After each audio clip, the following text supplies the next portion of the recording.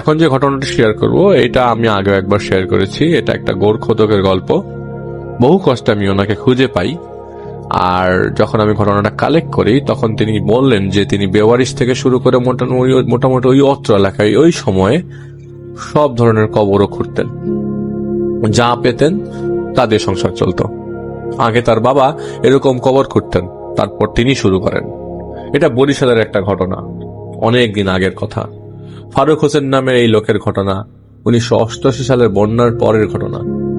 একা একাই সবসময় কবর করতেন, কোনো সাহায্য লাগতো না, কখনো কোনো প্রবলেম হয় নাই।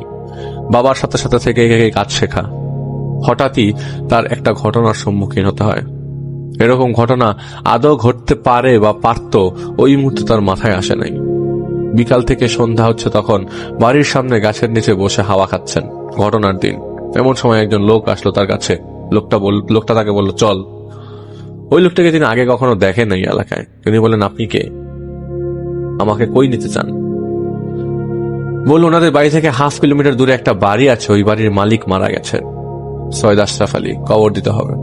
তো তিনি তার সাথে হাঁটা দিলেন।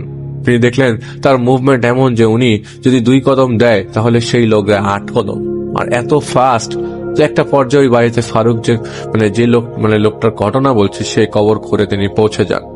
কবর খুঁড়তে তিনি পৌঁছে যান। পৌঁছানোর পর দেখেন বাড়ি শূন্য, বাড়ি চারিদিকে, কোনো ঘর বাড়ি নাই, কোনো মানুষ নাই, এবং একটা লাশ আর একটা খাটিয়া পড়ে আছে, আর ভেতরে একজন লোক খুব কান্না করছে।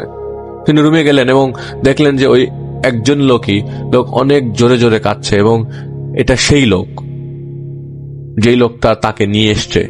অনেক কিছু জিজ্ঞেস করার পর কোনো উত্তর ওই লোকের কাছ থেকে পাওয়া গেল না। ওই লোক অঝরে কেঁদেই যাচ্ছে।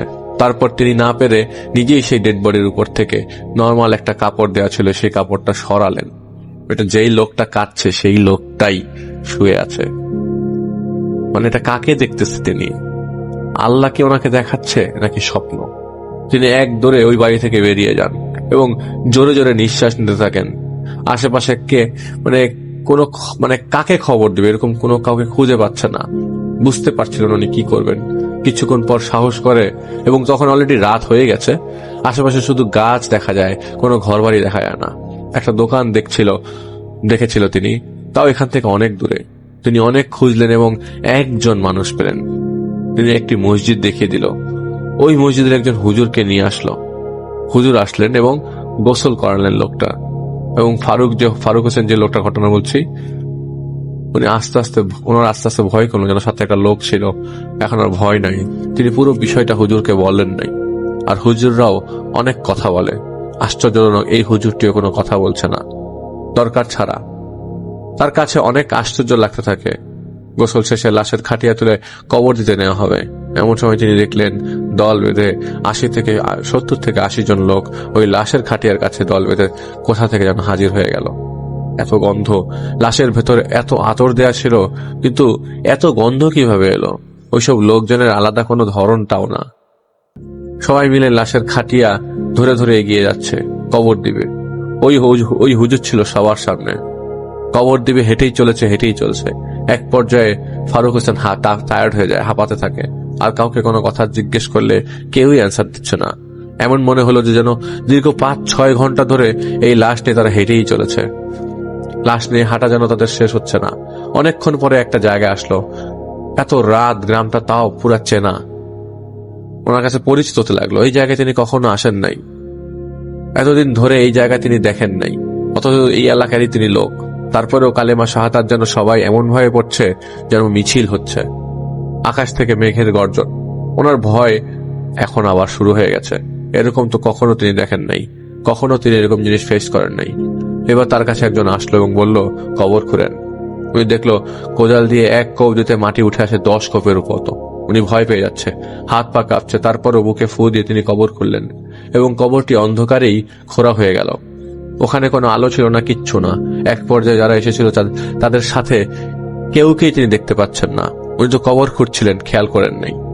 শেষ করার পরে তিনি খেয়াল করলেন হঠাৎ মেঘের গর্জনার বিদ্যুতের আলোতে তিনি দেখেন তা অনেকটা শিউরে ওঠার মতো। কুৎসিত চেহারার মানুষ, সব সাদা শাড়ির মতো পরা অনেক মানুষ ওই কবরের সামনে। কবরটির পাশে লাশের খাটিয়া এবং লাশ।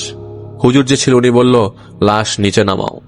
তিনি যা দেখলেন সেটির পর আর কিছু বাকি থাকলো না, সব ডেসক্রিপশন চেঞ্জ হয়ে যাবে। আবছা আলো তিনি দেখলেন লাশটি নিজে নিজে গড়িয়ে কবরে পড়ে গেল, আর সবাই জোরে জোরে কালেমা শাহাদাত পড়ছে এবং পড়েই চলছে। এরপর বাঁশের পাত ফেললেন, কলা পাতা দিলেন, সবই রেডি ছিল, সব হয়ে গেল, কবর হয়ে গেল, এবং তিনি দেখলেন তিনি আস্তে আস্তে নিস্তেজ হয়ে যাচ্ছে এবং গভীর ঘুমে পড়ে গেলেন। তার ঘুম ভাঙল এবং সে উঠে দেখলো তিনি বিকালে যেই জায়গায় বসেছিলেন ঠিক সেই জায়গায় ঘুমিয়ে আছেন। তখন সকাল। ঘুম ভাঙার পর তিনি তার ছেলেকে ডেকে বললেন, বাবা তুমি এখানে কেন? আশেপাশে সারাক্ষণ খুঁজলাম, তোমাকে রাতে পাই নাই, ভাবলাম শহরে গেছো কিনা, আর এখানে শুয়ে আসো। তিনি আর কাউকে বিষয়টা শেয়ার করলেন না এবং গত রাতে যে রাস্তা ধরে কাল ওই বাড়িতে গিয়েছিল সেই বাড়ির দিকে ছুটলেন এবং গিয়ে ওই বাড়িটা পেলেন, কিন্তু ওখানে অনেক মানুষ। সবাইকে জিজ্ঞেস করলো এখানে কেউ মারা গেছে কিনা। সবাই বলল, কই, কেউ তো মারা যায়নি। তখন তিনি বলল, সৈয়দ আশরাফ আলীর বাড়ি কোনটা? তখন ওইখানকার মানুষজনটা তাকে আরো ভেতরে একটি গ্রামের ইঙ্গিত দিল। তিনি আর সাহস করলেন না, বাড়ি চলে এলেন। এই ঘটনাটা তার সারা জীবন মনে থাকবে এবং কখনো তিনি ভুলতে পারবেন না।